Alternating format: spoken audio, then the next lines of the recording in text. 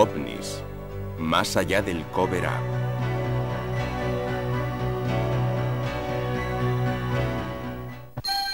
A veces pienso en lo rápido que se desvanecerían nuestras diferencias si tuviésemos que afrontar una amenaza foránea procedente de otro mundo. Ronald Reagan. Los ojos eran de forma ovalada, la nariz muy estrecha. La boca y las orejas eran fisuras. No tenían pelo y presentaban una gran cabeza calva. La denominada clasificación de Hynek fue enunciada en 1972 por el astrofísico estadounidense Joseph Allen Hynek. Se trata de la primera clasificación del fenómeno ovni basada en criterios científicos. En ella, Hynek propone las 3 clases siguientes de encuentros cercanos.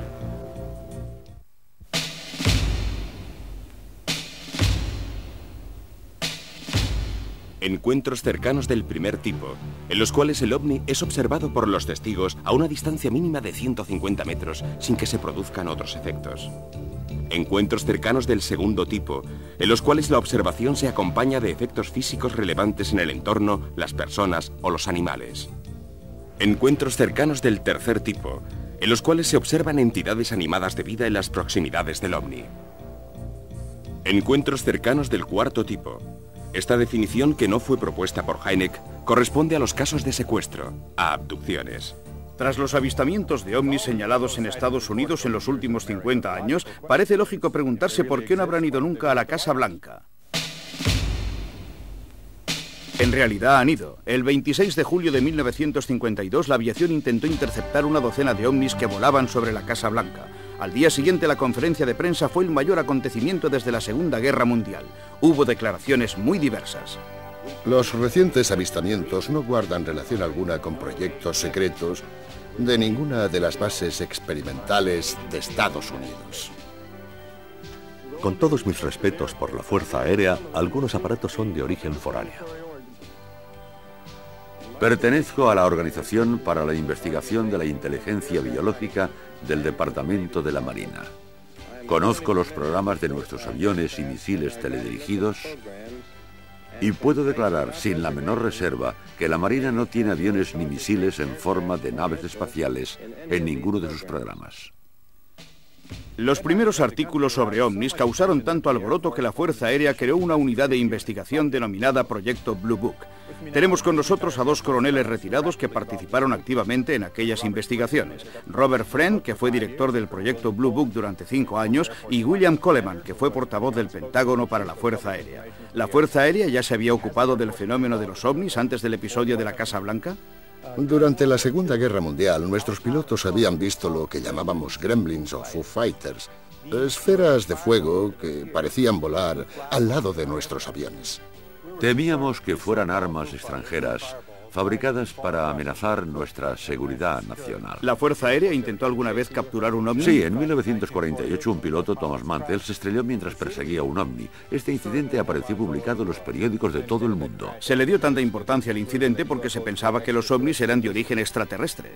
Así es, pero había otros que rechazaban la hipótesis sobre la base de pruebas insuficientes. Hasta el nombre del proyecto fue modificado de Sign a Grudge, para eludir la negativa asociación de ideas que el nombre sugería. Cuando iniciamos el trabajo, empezamos a tener problemas. Se cuestionaba la forma en que desarrollábamos nuestras investigaciones sobre los ovnis. Estábamos constantemente bajo el control del Congreso de Estados Unidos.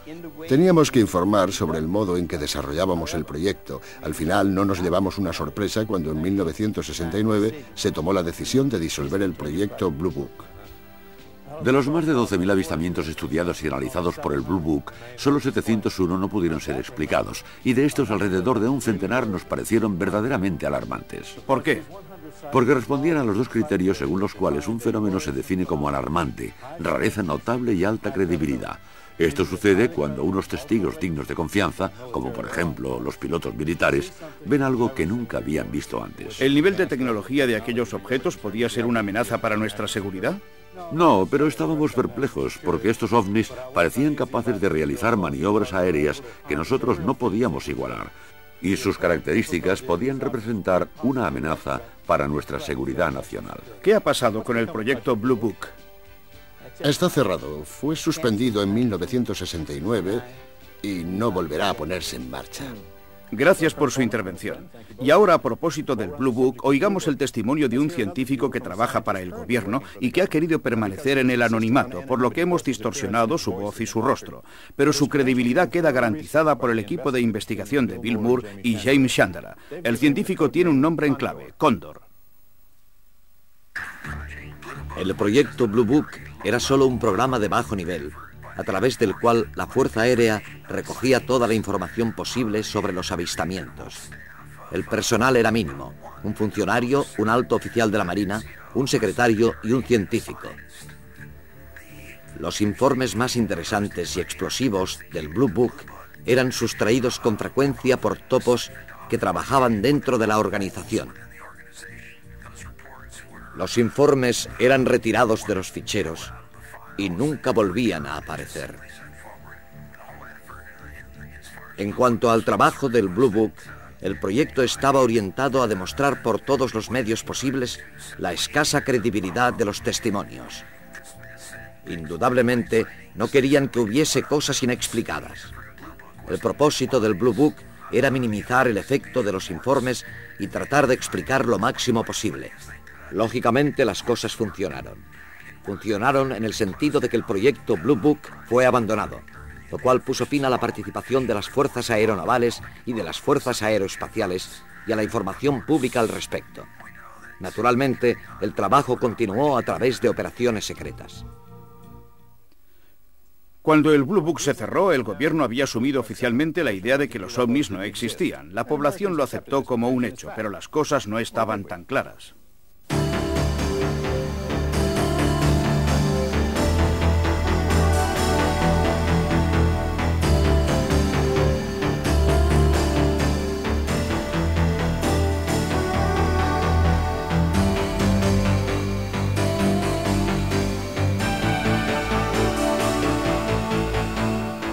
El proyecto Blue Book estudió miles de casos ufológicos. Sabemos que los ovnis representaban en realidad un problema para la seguridad nacional de Estados Unidos.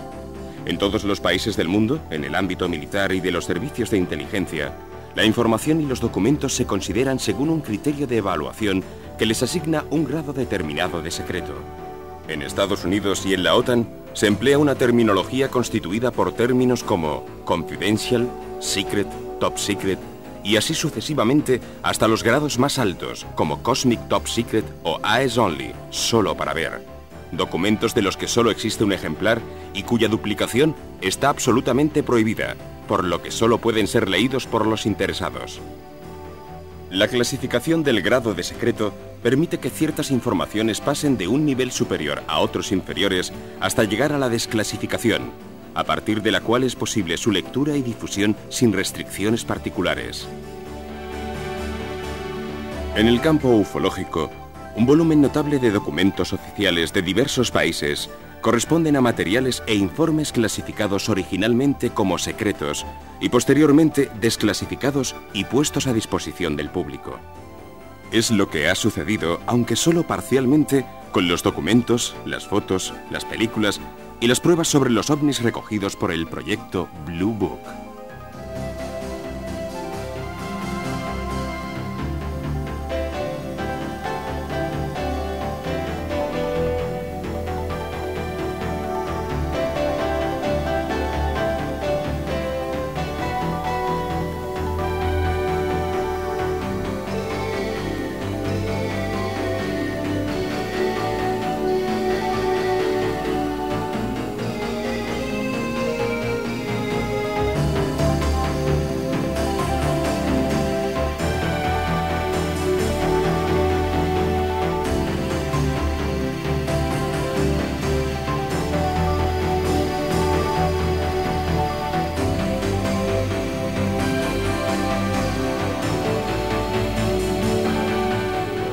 Conozco bien su misión.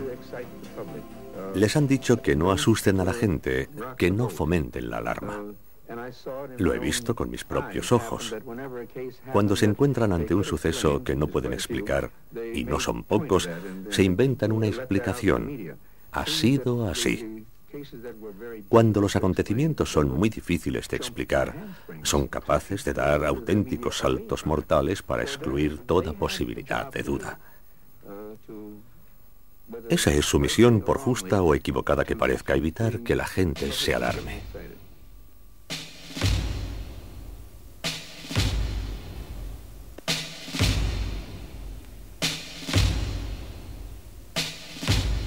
Una de las historias más interesantes para la ufología comenzó en julio de 1947 en Nuevo México. Tenemos con nosotros a Bill Moore, investigador del fenómeno de Roswell, y al físico nuclear Stanton Friedman. Ambos han realizado largas investigaciones sobre este caso. Bill, ¿cuántas personas estuvieron implicadas en el caso? Disponemos de alrededor de un centenar de testimonios. Uno de los testigos más importantes es Bill Brazel. El padre de Bill era el administrador de la finca donde se produjo el accidente. Al parecer, un ovni sufrió una avería en la zona como consecuencia de una tormenta.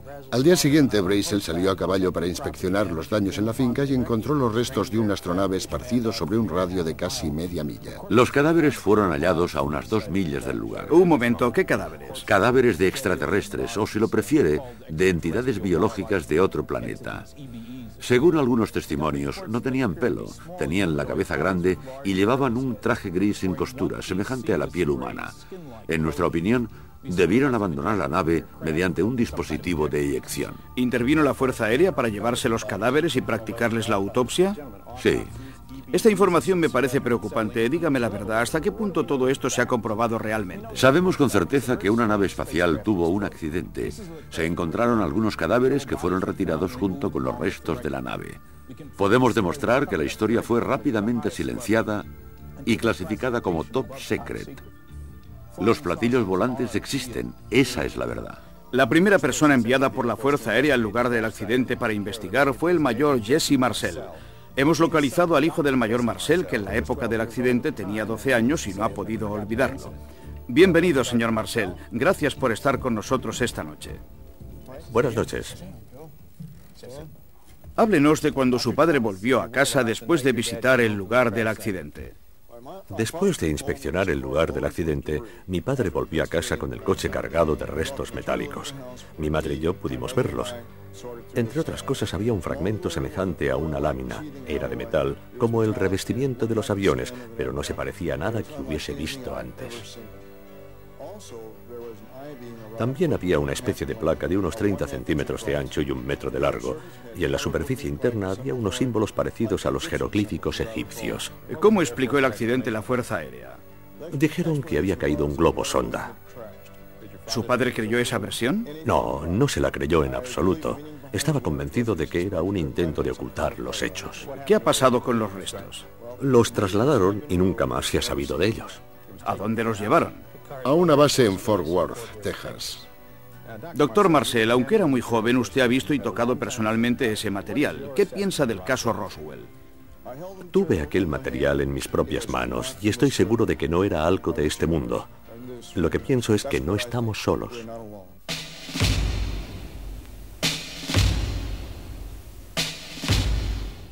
Hemos hablado con Bill Moore. Dentro de un momento hablaremos también con James Chandler, productor y director televisivo. Hace 6 años ellos empezaron a tener contactos con agentes del gobierno a propósito de los ovnis y han reunido una importante cantidad de información sobre los programas desarrollados por el gobierno en este ámbito. Bill, ¿cómo se iniciaron esos contactos? Después de un programa de radio en el que yo había participado, un hombre me llamó y me dijo: «Usted es la única persona que ha hablado de manera coherente sobre este tema». Me dijo que era un agente del gobierno, de los servicios secretos, y que quería ofrecer a la opinión pública información sobre los ovnis. ¿Se refiere a Falcon, cuya voz hemos escuchado distorsionada para proteger su identidad? Así es. El material que recibí de Falcon era tan increíble que pensé que yo solo no iba a poder manejarlo. Así fue como empecé a colaborar con James. En junio de 1982, Falcon nos habló del MJ-12. Las funciones del MJ-12 eran las de un grupo político que se ocupaba de las actividades extraterrestres y los contactos con ovnis en Estados Unidos. Este grupo político contaba con la aprobación presidencial. Una rama militar aplicaba las decisiones del MJ-12. ¿Cómo ha conseguido los documentos sobre este grupo? Me fueron enviados en un sobre que contenía la orden ejecutiva del presidente Truman de instituir el MJ-12 y un documento para el presidente Eisenhower destinado a informarle sobre el incidente de Roswell y sobre el hallazgo de cadáveres de extraterrestres. Después recibimos tarjetas postales procedentes de Nueva Zelanda con jeroglíficos. Eran algo así como adivinanzas, y resolviendo una de ellas, por ejemplo, llegamos a los archivos oficiales de Sweetland, en Maryland, donde descubrimos y consultamos documentos clasificados como Top Secret. Aquello nos llevó al documento Cutler-Twining.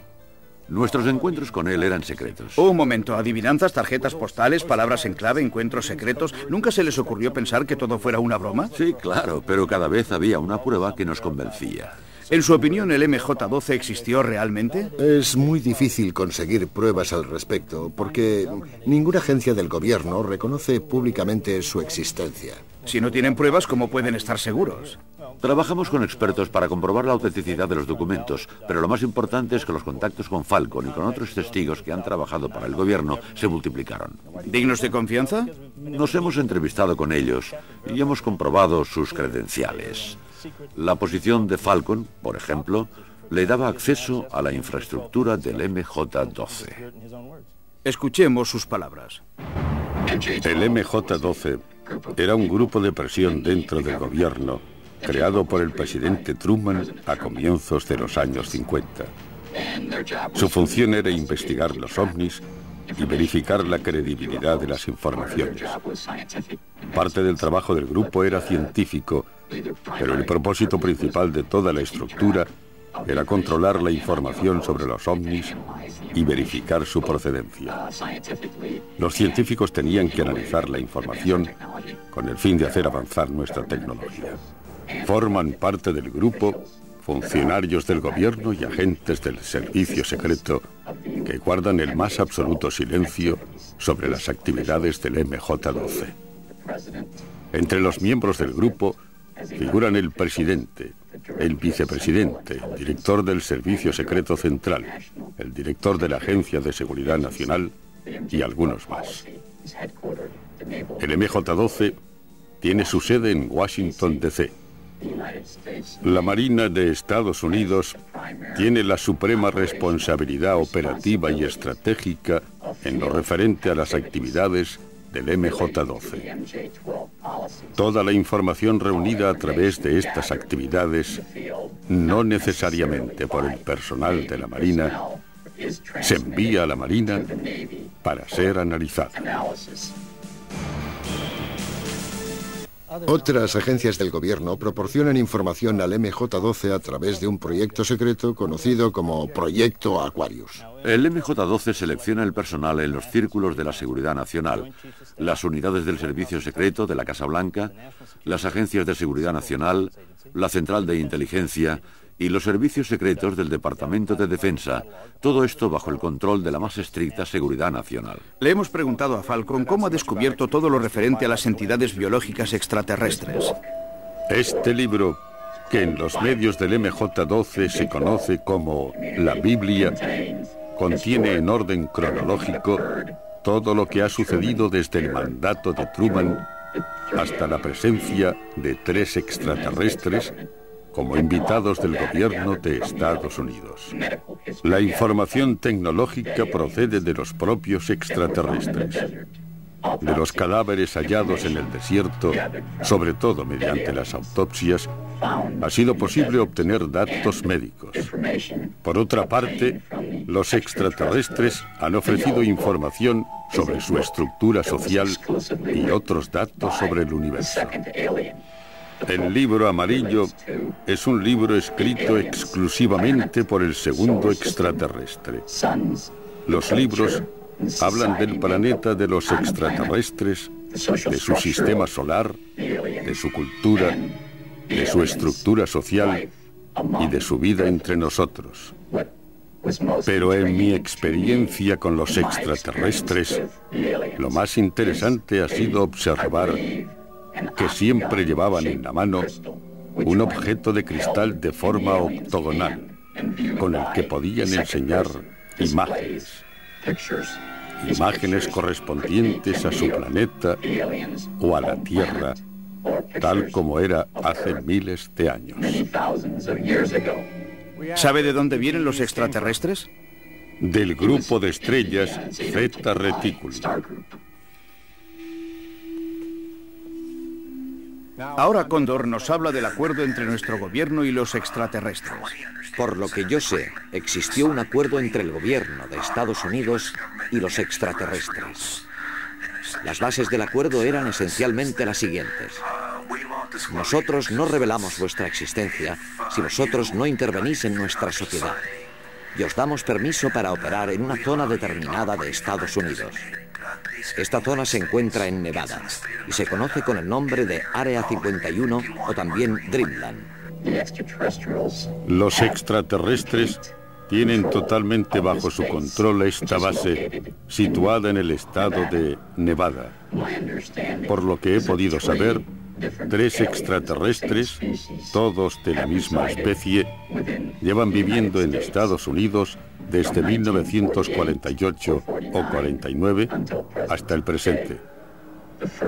El primer extraterrestre fue capturado en el desierto de Nuevo México después de que su nave sufriera un accidente. Este extraterrestre, llamado Iva, fue retenido como prisionero por el gobierno durante 3 años. Gracias a él, obtuvimos mucha información sobre la raza, la cultura y las naves espaciales de los visitantes. El segundo extraterrestre formaba parte de un programa de intercambio y el mismo año llegó un tercero que formaba parte del mismo programa de intercambio. Creo que este último todavía está aquí, huésped del gobierno de Estados Unidos desde 1982. ¿Cómo son los visitantes? Quiero decir, el típico extraterrestre. Son criaturas de 1 metro o 1,25 m de estatura. Tienen los ojos grandes, se parecen a los de un insecto y tienen párpados internos, probablemente porque sus días son muy luminosos, 3 veces más luminosos que los nuestros. Tienen 2 fisuras, una para la nariz y otra para la boca. Sabemos que no tienen dientes, sino solamente unas encías muy duras. Sus órganos internos son muy simples. Tienen un órgano que cumple las funciones de nuestro corazón y nuestros pulmones. También su sistema digestivo es muy simple. La estructura de la piel es muy especial. Tienen la piel muy elástica y dura. Sus órganos son muy sencillos. En cambio, su cerebro es mucho más complejo que el nuestro. Tienen muchas más circunvoluciones. Mientras que nuestros ojos están controlados por la parte posterior del cerebro, los suyos están bajo el control de la parte frontal. Su oído es mucho mejor que el nuestro, casi mejor que el de los perros, aunque tienen las orejas muy pequeñas. Sus órganos sexuales son a la vez masculinos y femeninos. Tienen una especie de vejiga para eliminar los líquidos y otro órgano cuya función los científicos no han podido establecer con certeza. Tal vez les sirva para eliminar los desechos salinos. Tienen manos y pies más bien pequeños y carecen de dedo índice. Viven entre 350 y 400 años de tiempo terrestre. He podido saber que los extraterrestres tienen un coeficiente intelectual de más de 200. Tienen una religión, pero se trata de una religión universal. Creen en el universo como en un ser supremo. A los extraterrestres les gusta la música, todo tipo de música, pero sobre todo la música tibetana antigua. Yo personalmente creo que esta información debería difundirse a la población. Solo una pequeña parte de la información que hemos obtenido de los extraterrestres debería protegerse y mantenerse en secreto. Cuando era productor ejecutivo de los informativos en una estación de la CBS en Los Ángeles en 1983, me entrevisté con un agente de los servicios secretos del gobierno conocido como Falcon. También estaban presentes Jamie y Bill. Verificamos sus credenciales, que en ese momento eran auténticas, y cuando volvimos a reunirnos con él en 1987, comprobamos una vez más sus credenciales, que seguían siendo auténticas. Fue así como me convencí de que Falcon era realmente quien decía ser.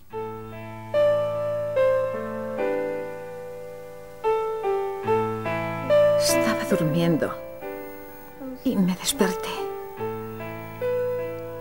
Había algo. Querían que yo saliese.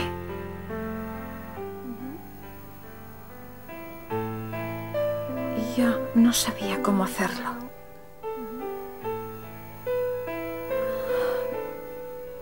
Porque estaba a la ventana. Pero de pronto empecé a moverme y atravesé la ventana. Pensé que era divertido. En el 25% de los casos no hay pérdida de memoria. En el 75% restante, las lagunas de memoria parecen causadas por el hecho de que los secuestradores les han inducido un estado de trance. Hace falta una especie de contratrance para hacerles revivir la experiencia. Pero ¿hasta qué punto resultan creíbles estos relatos? Fundamentalmente en la medida en que tienen puntos comunes. He estudiado cientos de casos de personas desaparecidas durante cierto periodo de tiempo. Ninguna de estas personas consigue dar cuenta del tiempo perdido. Siempre tienen miedo. La sola idea de recuperar la memoria les produce pánico. Pero después hablan de luces extrañas que siempre describen de la misma forma. Las descripciones de la nave espacial y de sus ocupantes son extraordinariamente coincidentes. Todos cuentan que han sido examinados y siempre más o menos de la misma forma. Lo más interesante y también lo más triste es que estos extraterrestres no parecen interesados en comunicarse con nosotros, sino solamente en nuestro estado físico. El profesor Hynek, fallecido en 1986, no ha podido ver lo mucho que han aumentado, tanto en Estados Unidos como en el resto del mundo, los casos de secuestro por parte de ovnis o abducciones. Otros investigadores han creado para estos incidentes la nueva categoría de encuentros cercanos del cuarto tipo. En nuestra próxima cita, analizaremos con más detenimiento este apasionante tema.